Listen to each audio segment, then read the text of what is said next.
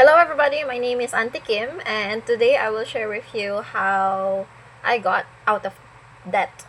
So, clue, hindi lang to puro ipon ng ipon.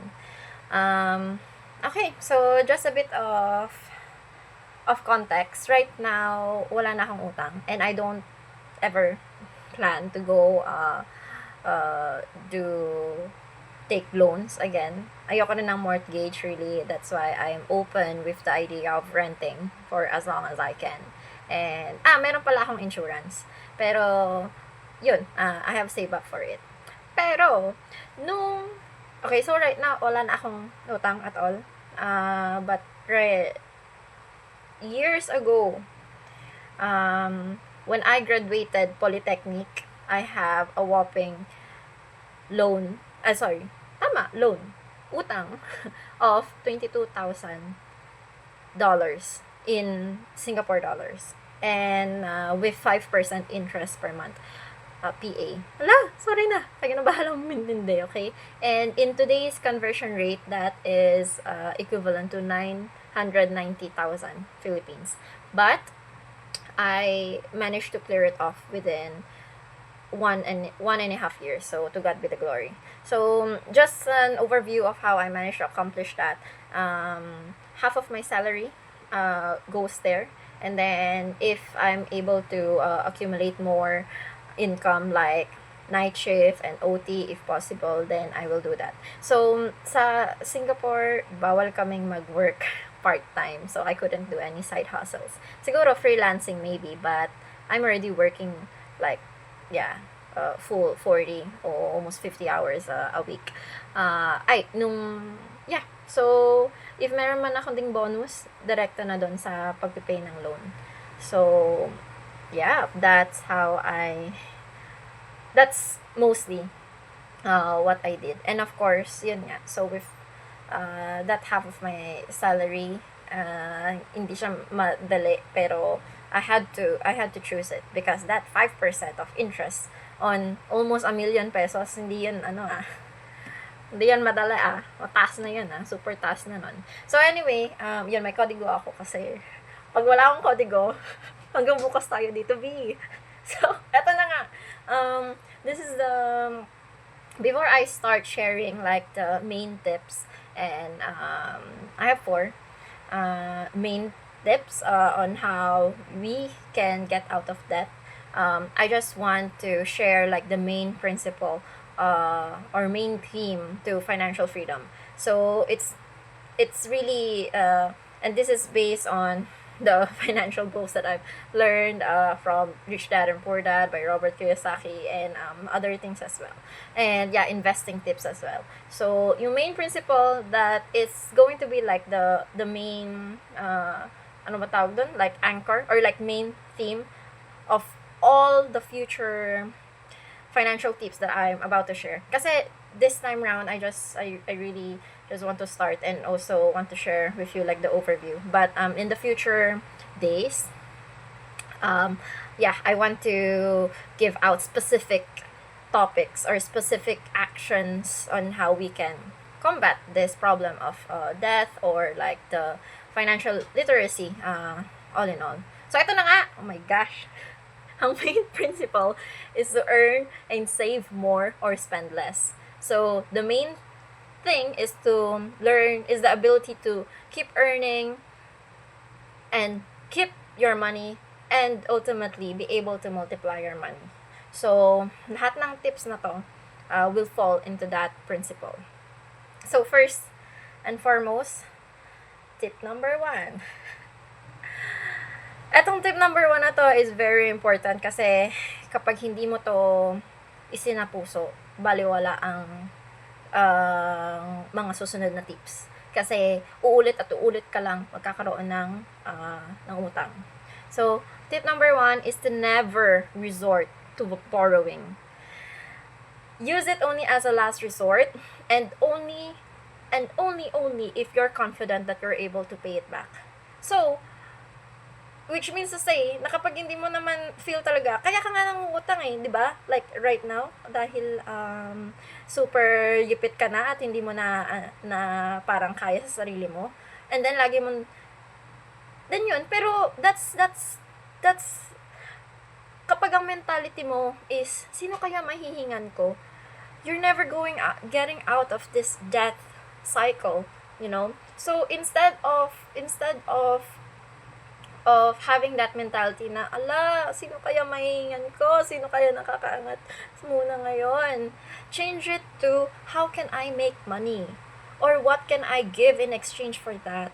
So, kung meron kang mga offer, kunyari, barter, or kung sino man yung lender mo, makipag-negotiate ka on how, kung pwede bang, instead of money, you can do this, you can do that. But yes, never resort to borrowing. And sana matanggal na talaga tong mentality na to in the future. So, tip number 2 is to earn more. And we need to seek higher paying jobs. And alam ko, mahirap sa Pilipinas na mahirap talaga sa Pilipinas ang daming kurap Kung talagang na-resolve lang ang ating corruption dito, we don't actually ever have to settle for lowball offers.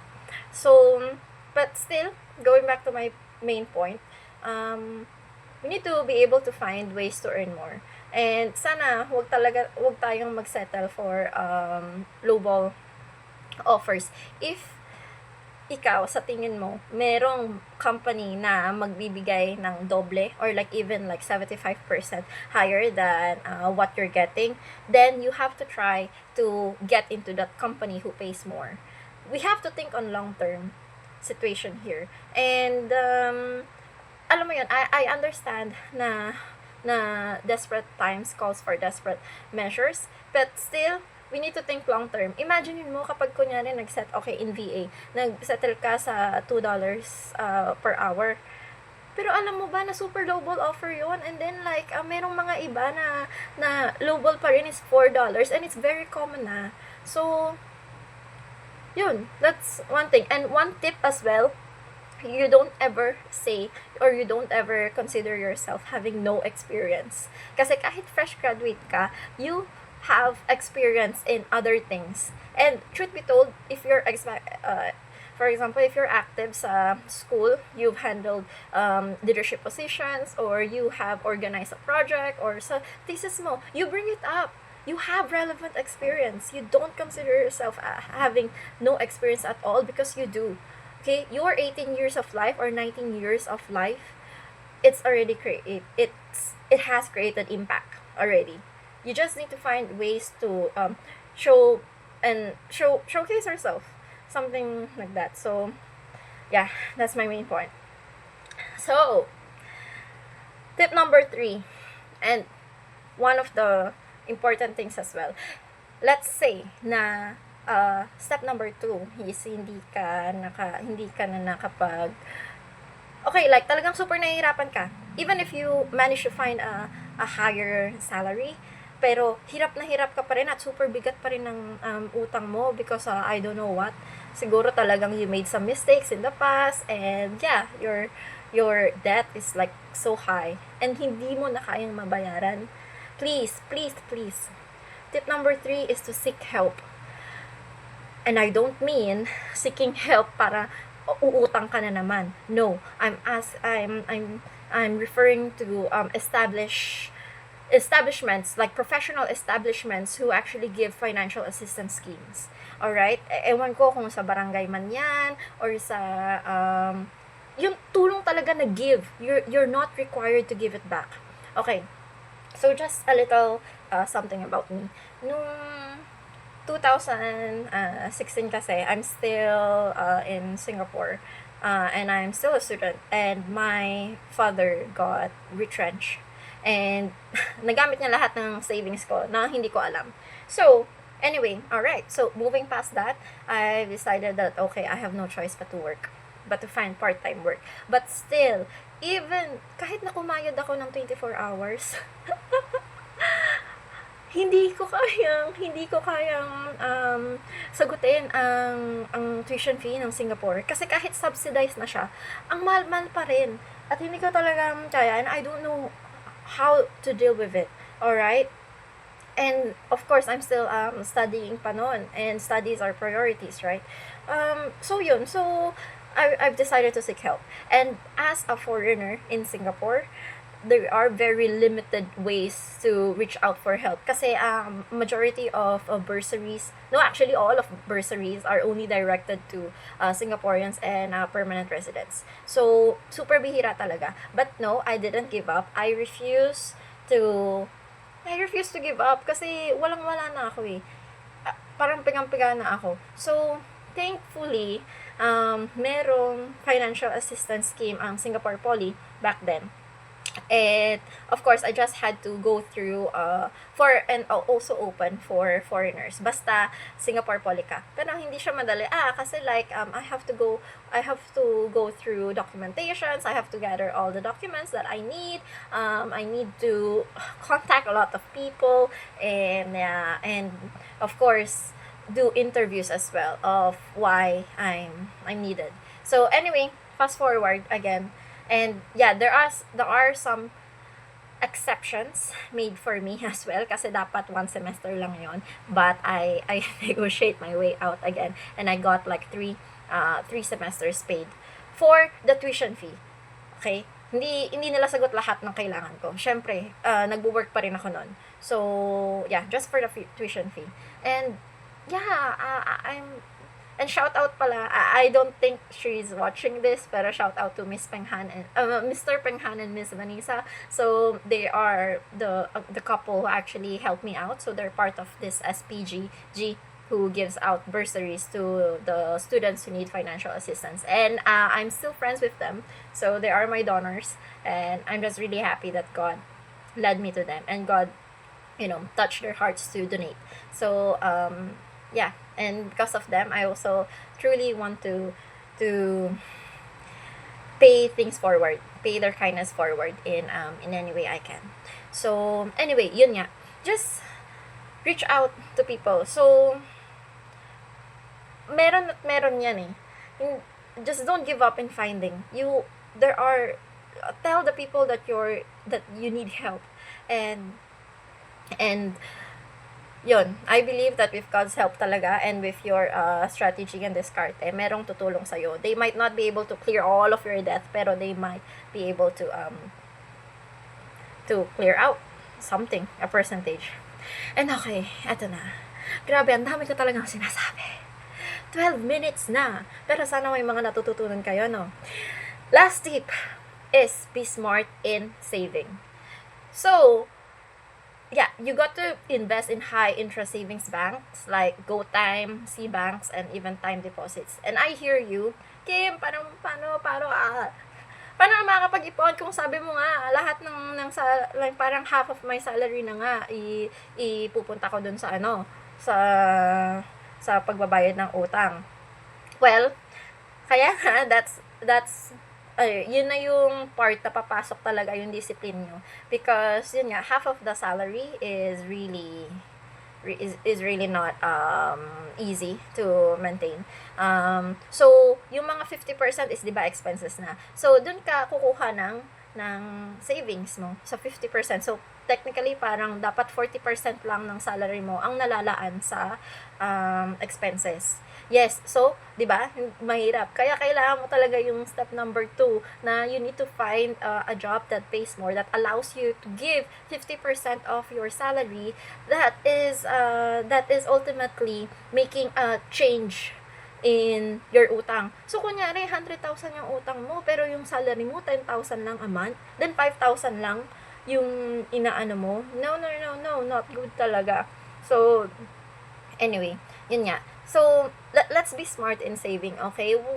Please, dapat in this age, in this day, hindi na dapat tayo nagpuput sa mga sa mga bangko lang. It really just earns like 0.05%. So, let's be smart, okay? And I will still recommend you to save a bit kahit na may utang ka pa. So, as much as possible, yung mga bonus mo, lahat ipunta mo yun sa utang mo hanggat hindi pa naki-clear out. Pero, just in case lang, talaga, mag-save ka a bit. Okay, just save a bit. So, those are all the points. Oh my gosh, 15 minutes na. Sino kaya ang magsasabi? Sino kaya ang magsastay pa para sa last part of my giveaway? Anyway. Okay, and the giveaway is... But for this part, just only follow these instructions if you actually feel that you have gotten some value out of this video. So, okay.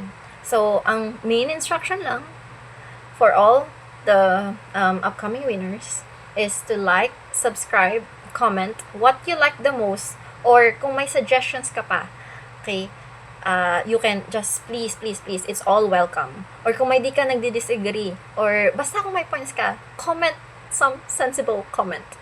And share, because if you find it good, then other people will find it good as well, right? So, yun lang. Like, subscribe, comment what you like the most or suggestions, and share. And so I have a total of 1,000 to give away to 5 people before my next video. When's my next video? I'm hoping that it's this 2 weeks time. Sana hindi ako tamarin. But yeah, it will be there. The moment my next video comes up, then I will have shared my blessings. So if you're the first to comment, then my automatic blessing ka na. And the other 4 are randomized. So, this campaign or giveaway is still valid even if ikaw lang or dalawa lang kayo nag-comment. Okay? Pag-share nyo na lang yung 1,000.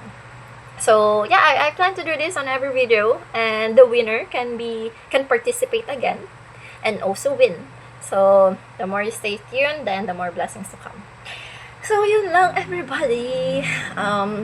Before I leave, I just want to share this Bible verse to you. So, Romans chapter 13, verse 8 says, NLT versions, so, owe nothing to anyone except for your obligation to love one another.